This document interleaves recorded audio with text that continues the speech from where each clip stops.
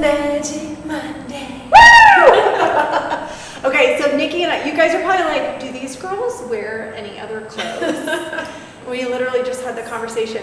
So when we decided to do Magic Monday, I called Nikki and I was like, I think we should totally wear white. Now, if you meet us in real life, neither of us wear this color. These are our only outfits. It's our only white. But it feels nice. So if you what do we normally wear? Black and gray. Black and gray girls. I mean, hence the boots and the belt. We're just polish. All the things are black and gray. Mm-hmm. But we wanted to be wise. We wanted you to take us seriously. Yeah. Because we're experts. Light. And we are. That's the funniest part. We're light workers who wear black and gray. Mm-hmm. So it's fine. Yeah. How's that feel? Take a breath. Take a breath. That's amazing. Today we are talking about another big word, another big intention for this week. So 7 days. Every Monday we drop in an intention for you to carry and a movement for you to carry throughout 7 days. Now you might be curious at this point what the goal is, and what if there was no goal? What if every week we're just showing up to offer you a way to be more compassionate for yourself, more considerate, and help to build up your energy, your strength, your perseverance, and just you. Like, our goal here is really just to build you up, to give you the tools that you need, and to set you on a course that's going to help you to be an inspiration for others and an inspiration for yourself, right? So today's big intentionality is around this word compassion. And compassion is one of those words, again, that we are all very good. I think everybody can claim expertise on helping other people out, right? Like, I hope so. I hope none of you are on here sociopathically, narcissistically, not helping other people out, honestly. But our tendency and what we've learned, especially in America, is that we give everything and that we forget to sort of take care of ourselves. And we've talked a little bit about that. But compassion from this perspective, compassion the way that we want to like really present it to you guys today, is having compassion for yourself. And I don't know if you guys have noticed, but there's a voice in our head that kind of is talking all the fucking time. I can't believe that you just drove that way and you cut that guy off, you're such an asshole. Or, I can't believe you just said that out loud to somebody else. Like, we have this voice inside of us that is always swearing at us, always tearing us down, always telling us that we're not good enough, always making sure that we don't feel good. And in addition to that, when it's not telling us how much we suck and not criticizing us, then it's trying to control, or it's trying to perfect, or it's trying to avoid, or it's being a vigilante, or it's rationalizing everything. We've got this set of voices in our head that are sort of manipulating our day and keeping us as far from our truth and as far from our spirit as it can possibly do, but for a good reason. And it's not a good reason, but it's a good reason. Our ego exists to support us, to protect us, and to keep us safe. Even though it actually keeps us small, even though it keeps us small and it keeps us somewhat imprisoned. And so today we're going to talk about how we can really unlock that noise in the head and create a space of true compassion for yourself, okay? I want to guide you to a book. And if you have a moment to just pause and write this down, if you don't have a pen and paper, feel free to hit pause. But the name of the book is called Positive Intelligence. And I can't even pronounce the author's name, so you'll have to Google Positive Intelligence. What I love is that he offers a quiz online that you can quick take, and it'll help you to decipher which ego voices you have playing full-time in your head. So for example, mine are rational and control. I grew up in a very unsteady household, and so my life is all about creating control and rationalizing everything. And then I feel great. As long as I can do those two things at all hours of the day, I'm okay. But as well, we all have an inner critic or an inner judge that is laying track and noise constantly. But when you learn what these voices are and how they're manipulating you, then you can actually add compassion. It's a really hard thing to just say, be compassionate for yourself, you're a really good person, if all you're hearing all day long is the noise of not good enough, is the noise of the critic, is the noise of discomfort, And so the goal with positive intelligence is to help you understand what is your ego and what is your intuition. And your intuition is the compassionate voice that lives inside.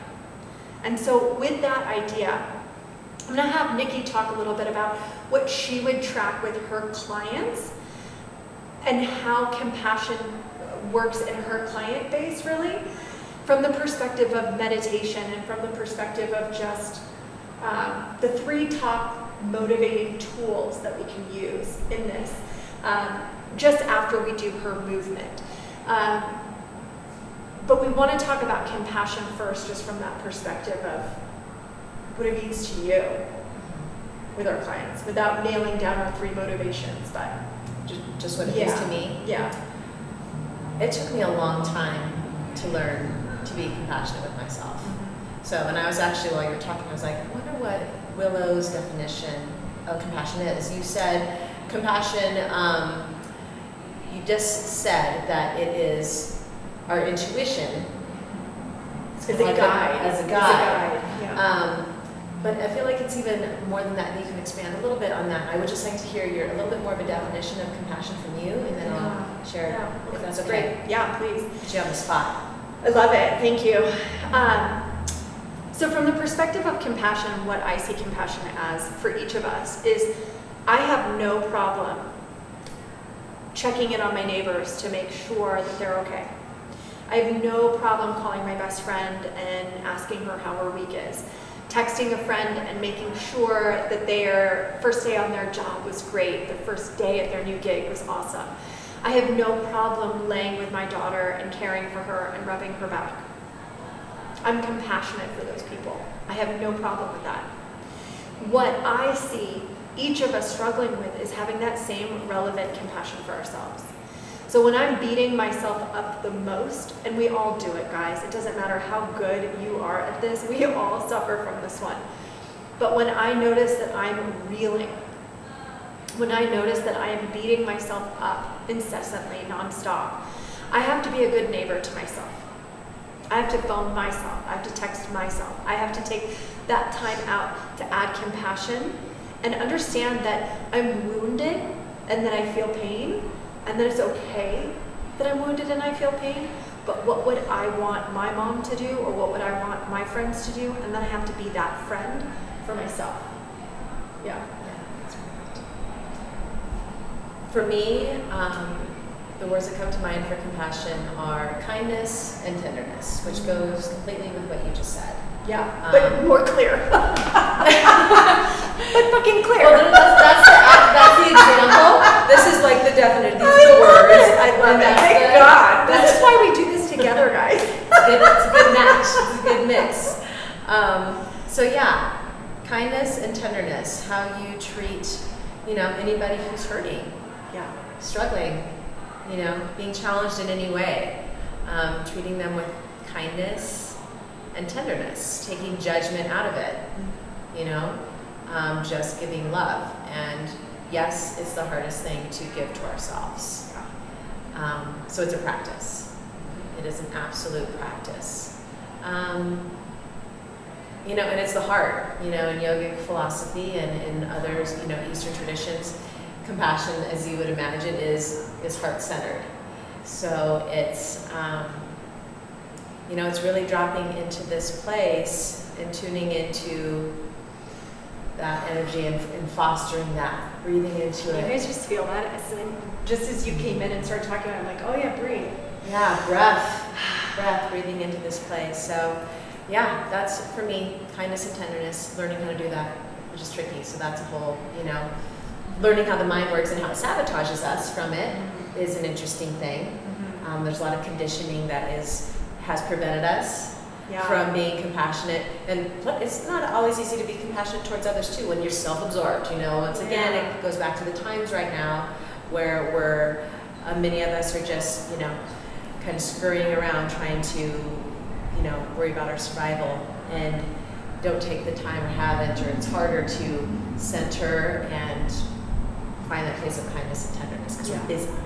We're so busy, y'all. We're so busy. So busy. And we're already in a place of stress, so that usually brings up judgment. So, it's a breath And it's a being present with whomever is there, ideally, most importantly ourselves, and watching our thoughts and practicing seeing us as individuals worthy of tenderness and kindness as well. And I love the practice that you have planned. One of my favorite things, so I'm like a yoga junkie, but I'll be honest, you guys, sometimes I don't want to strain. Like, part of compassion to me as well is listening to my intuition. And my intuition, again, is the difference between that ego voice that's very noisy and the intuitive voice. And the ego voice is the one that's like, you gotta go work out, man. You gotta fucking strain and stress and like get your heart rate up. But my intuition often is like, girl, you need to lay down. You need to just chill. It's the hardest How thing many for of so you many guys just people. get that sometimes hit of like, I just need to chill? One of the fastest, best plugins that I personally have in terms of energy is yin yoga. And that's what we're gonna learn a little bit more about today, is just with Nikki, how to be more mindful in our body and spirit and still move our body, but without stress. Mm-hmm. Yeah. Yeah. Do you want to elaborate on that? Sure, absolutely. So yin yoga, long, deep stretches. So holding deep stretches for a long period of time. And restorative is similar, but they're usually more passive postures. So yin postures can be a little bit more like intense, like, you really have to focus on the breath because it kind of wants to stop because you're in a little bit of a kind of a good type of stress. Restorative postures are a bit more like you can imagine falling asleep in them. So the posture that I want to do today is, it's almost like a combination between the two. It's a big opener in the hips and across the chest too, but it's also one that with enough props so you can relax into it fully. And it's a heart opening posture. So this is energetically when you open like this, you're opening energetic lines, and meridians and all of the stuff that surrounds the heart chakra. And just if you're not into chakras, it's just an opening. A lot of us, it's like this all the time. Not only because we're working, but it's like this, energetic kind of protection of ourselves and fear and all that kind of stuff. So it's just a retraining. It's an opposite sort of practice for us, and it's big. So it's a hip opener and a chest opener. And what I want to say too about heart and hip from a psychic perspective is when we look at two different energies get passed out, no matter where you are in the world. Linguistics is probably the highest level of energy that gets passed down generationally speaking. So what do we know about the heart energetically is that it gets hurt. We get heartbroken. And love is very hard work, right? So these are the languages that get passed down. And if you look at the history of the heart, and we go back into our ancestry, we go back into our previous lifetimes, we wore armor. Literal armor to protect our heart and lungs, because one blow would have killed us. So quite literally, we live still energetically in the damage that was done lifetimes ago, but then carried the linguistics with. And so with these slow heart openers, with this ability to be both active and still simultaneously, it gives us the opportunity to lean back into this idea of trust, that no one's out to get you, that no one's going to kill you, that you can remove the metal plate so that you can replace that or add love, compassion to that space. That's so well said. Yeah. Yeah, because back bends, it is a back bend, and back bends are energetically activating, and at the same time you get to relax into it. So you get to practice that trust and knowing that you're safe, that nobody's coming at you. There's no need to stress. You get to rest into the parasympathetic nervous system, which is the opposite of fight or flight. So there's a lot that's happening, and I'm really glad that you brought that up. One more thing that I'll bring up is one of my favorite things that I learned in one of my trainings was that in Western philosophy, Western school of thought, the brain is the center of intelligence and the heart is the central pump. In Eastern thought, the lungs are the central pump, and the heart is the central center of intelligence. Yeah. So by breathing, and I fully resonate with all of that. And so another big aspect of this posture of the imposters is breath. So your breath is so big. So it's our central pump that keeps, all of our systems working. And then our center of intelligence, we're actually giving, focus, energy, and, a setting for it to expand. Yeah. I love that. Yeah. So good. All right, let's get moving, you guys. And still. Okay, so today, in honor of the practice of compassion, we are going to take a yin posture. So it's about heart opening, it's about love and kindness for ourselves and taking the time to slow down and be still and open up. Okay, so we're going to be on the ground, and if you have yoga blocks, which I feel like most people do now in the age of COVID, you're going to take them like this. Okay? If you don't have yoga blocks, grab a pillow or maybe a little stack of blankets and have them kind of narrow so that you can open your chest over the sides. Okay, so I'll show you on the pillow first because that's easy. You'll be sitting forward. You're gonna have some space between the seat and the bolster, we'll call it. And then you're gonna lean back. You're gonna take the soles of the feet together, the knees out to the sides. So if you have any hip or knee issues, you can have another couple pillows or more blocks or anything to do this. Okay?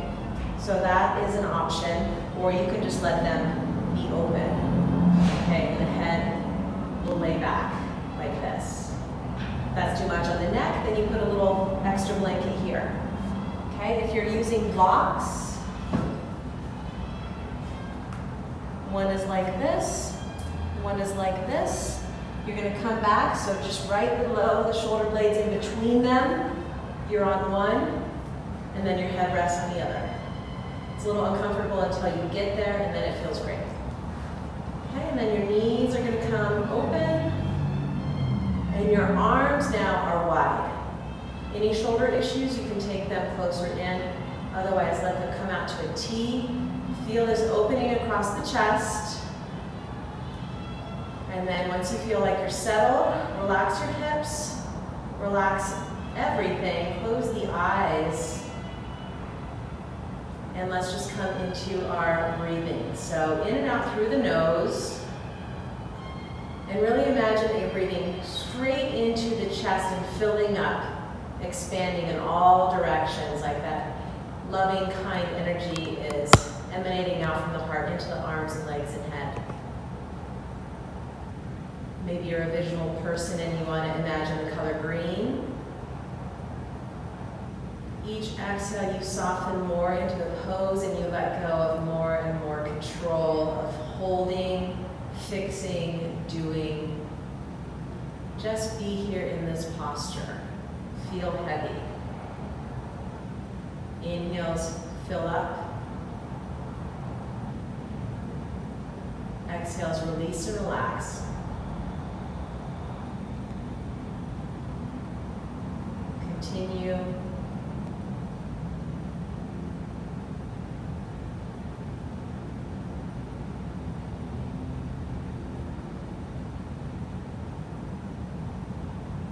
Maybe even imagine the crown of the head opening up and any mental energy just emptying out so you feel lighter there as you come back to the heart, filling up. Maybe holding, allowing that energy to move into the rest of the body, the breath, the oxygen. Exhale, letting it go.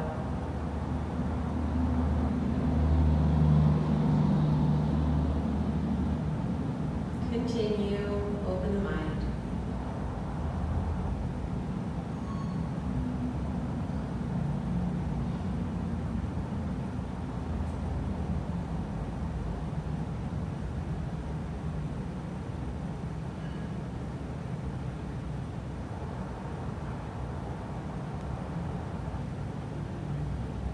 enjoy the stillness and the quiet.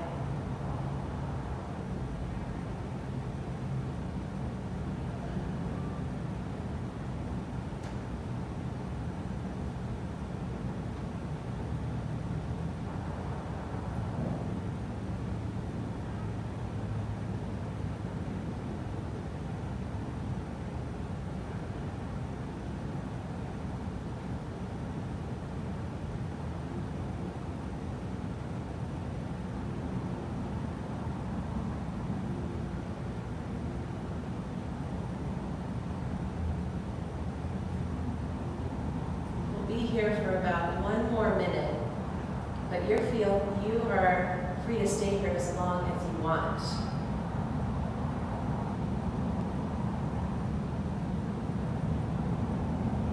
I highly recommend it, actually, staying longer.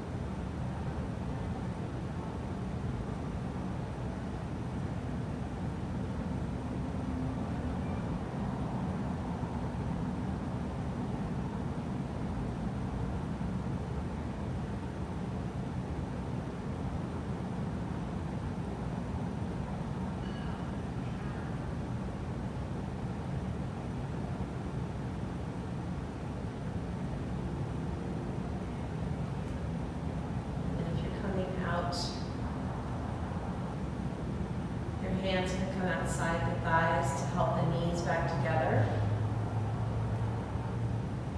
Feet to the floor.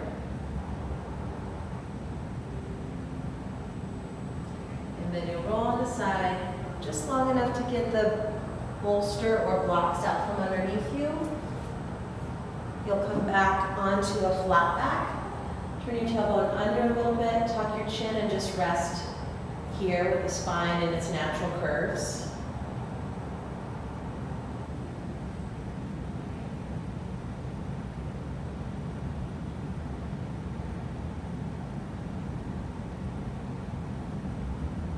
Take your knees into the chest. Hands can come around them and just rock a little bit on the lower back.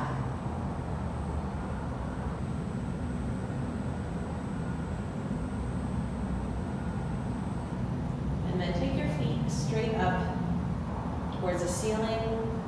If you need to hold the legs, you can. Otherwise, you can rest the arms by the sides. And just feel the blood flow reversing directions. It's also very good for the nervous system.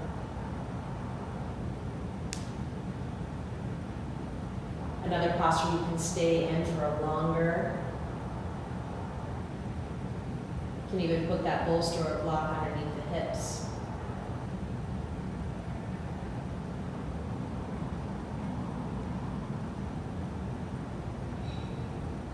And then point and flex the feet a couple times. Take the knees back into the chest, rock a little side to side. And then roll onto your right side, take a couple breaths. You can make a pillow for the head with the upper arm.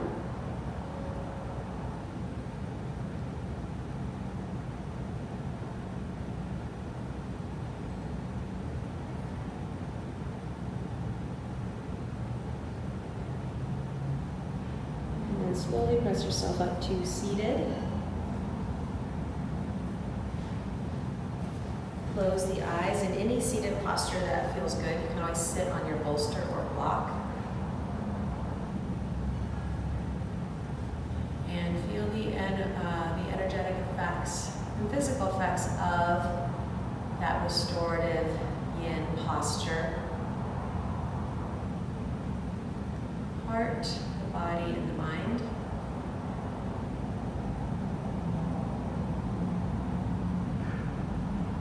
You might feel some emotional energy, just allow for that. This is a time when you just notice and you allow for anything that is there and you invite it to be there.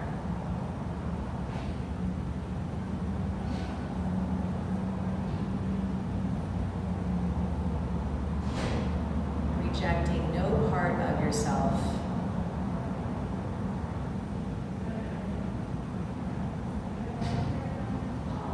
Breathe in and out of that heart space, feeling it open as you lift the chest a little bit. And now round, imagine you're opening the back of the heart space. That's your exhale. Inhale, open the front. Maybe lift your head. Exhale, round. And then come back to center, chest lifted, hands at the heart. Setting your intention for the week or the day to be kind, compassionate toward yourself.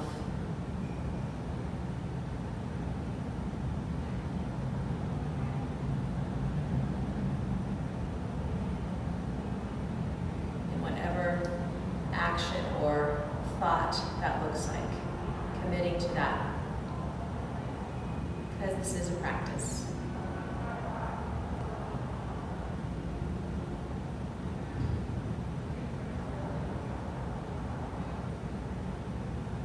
Thumbs to the third eye, bowing forward in honor of that light, the divine light that shines within you and everybody. Namaste. So now that we're all heart opened, what are 3 ways that you see, Nikki, people stay in compassion with themselves, with the world? Well, one is physically. I mean, literally, when you hold yourself in a different way, your mind and emotions kind of follow that. It's kind of like the gross to the subtle. You know, Explain that gross to subtle. That's an important. So movement, which is very obvious, you know, is the gross, and like physical body is the gross. Yeah. Mental and emotional energy is the subtle. We spend a lot of time in mental and emotional, though. And we're there a ton. Like almost too much, yeah? Way too much. Yeah. Way too much. And that's why we want, so physical body actually creating an openness in the way we carry ourselves, standing, walking, sitting, is a practice. It's a big one, and you'll feel the difference. Just, you know, you can even get one of the little monitors that makes you like sit up straight. Oh yeah, there's posture I don't have monitors. one, I haven't but tried that. we should find one. Yeah. There's that. And then focus on the heart. You know, focus. So when your mental and emotional energy is literally here, like we know when we're up in our heads. So if we can actually just practice dropping down and just feeling here. If we're feeling here, then we're not thinking. How do we get from there to here? Literally direct your attention. You know, and a great way to do that is through breath. Yeah, So that's what I was leading. She was guys. leading I was me. leading. So literally, our lungs are here, so that's helpful Yeah. because that you're going to feel the expansion and the contraction of the lungs. And also, I mean, if it works for you to, you know, if you're a visual person, the color green is what aligns with the heart chakra, or just light. Yeah. And expansion. So it's just feeling. You can feel the actual expansion. You can see a color green.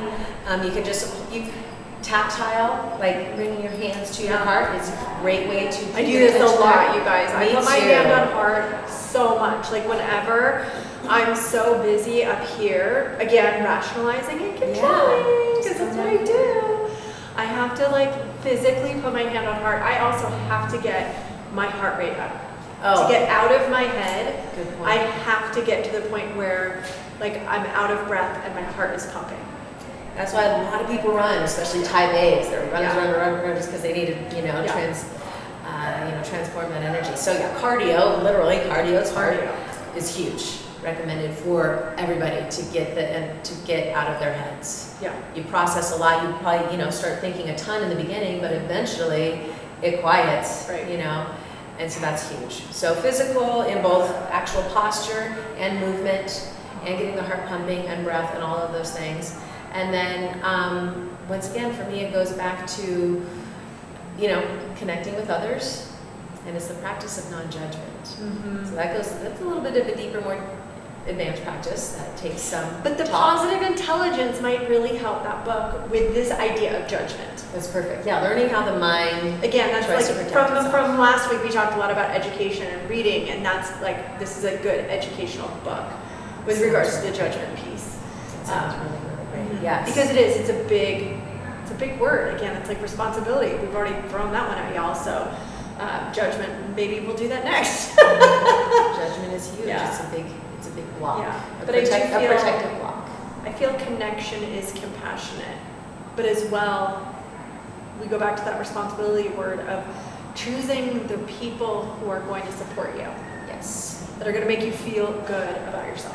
And little things that we can do that I think a lot of people are doing more at the beginning of the pandemic, which we need to reactivate, is, when you come across a stranger on a trail, at the grocery store, everywhere, it's that compassion. I know you guys, I know you're going through some hardship, I'm going through some hardship. We're That's a little more all in some empathetic. hard shit. But, you can just see, look at somebody and smile. That is a huge one.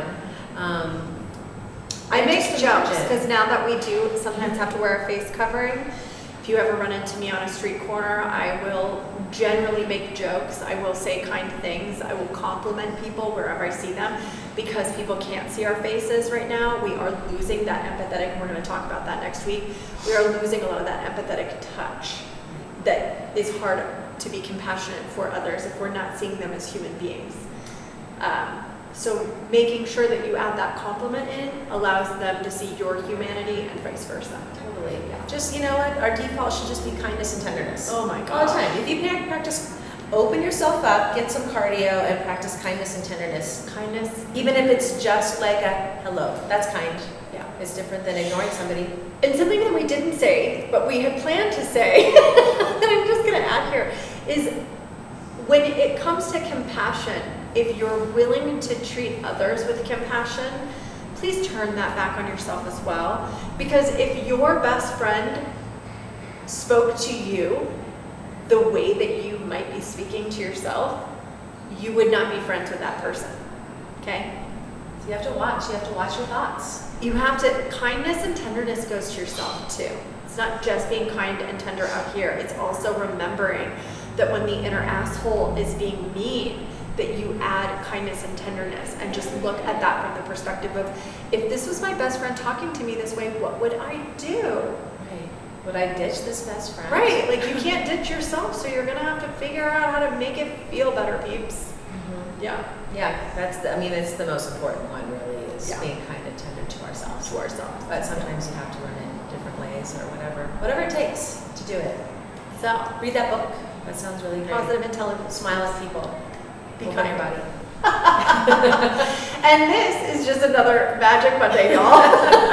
With Nikki and Willow, we will see you guys next week. Magic Bye. tips. Peace in.